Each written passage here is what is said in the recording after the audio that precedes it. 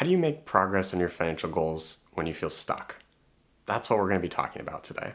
I'm Elliot Apple, founder and financial planner of Kindness Financial Planning, and I want to spend some time talking about how you can break down your larger financial goals into smaller ones to make them more manageable. And I'm going to tell a personal story and an endeavor I started a few years ago and how something felt very out of reach, but how I broke it down into smaller pieces. In this case, it was writing a book. I have a book coming out soon for people. It's geared towards people in their 20s and 30s who think about it as the money lessons in life and school that they probably should have learned, but they didn't. That's who that book is for. I got the question a lot of times from clients over the years of what books or resources would you recommend for my kids or grandkids potentially.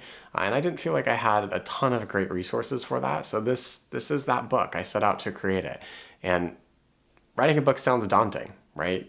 I didn't know how many words a book should be. So the first step I took was to figure out how many words it should be. I Googled that, looked at it, and figured, okay, that's a reasonable number, but how do I actually get there? Because I can't just sit down and write 60 to 80,000 words in a day or over a certain period of time. So I broke it down into daily goals. I said, okay, hey, I want to be done in, call it 4 to 5 months with this book. How many words do I need to write per day? And I figured it out. It was 358 words I needed to write every day. And so I put up a calendar on the wall, and you can see there's some days that I missed writing. The ones that have 0 in it, I didn't write anything that day. But you might notice in the bottom left or right-hand corner, I wrote how many words I did write that day. So on the days that I did not write, I tried to make up for the days that I missed. And so over time, I was getting to my goal. So if I fell behind, I could make that up. So you can see here how I broke it down into smaller pieces, and I didn't even think about, who's going to design the cover, who is going to edit it, how would I market it. All those were later issues. I first needed to actually write the book. That was the first step. And so I broke it into bite-sized pieces.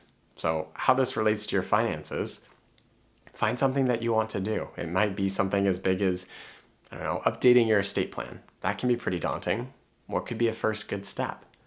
Maybe it's setting aside 20 minutes to research estate planning attorneys, or to reach out to a friend and see who they use to update their wills or power of attorneys or advanced healthcare directives. Maybe you need to review your insurance. Maybe it's as simple as setting aside the time to email or call your insurance agent. Maybe that's the first next best step. So I'd like to break it down into these manageable chunks to think, what's the next smallest step I can take to get to my goals? So if you have a long list of financial goals that you want to do, pick one.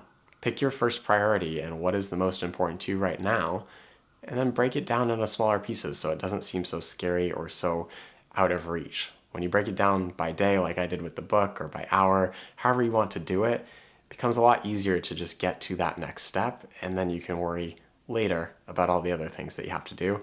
But again, breaking those down once you get to them. So I hope this has been helpful as you think about your own financial goals. Have a great day.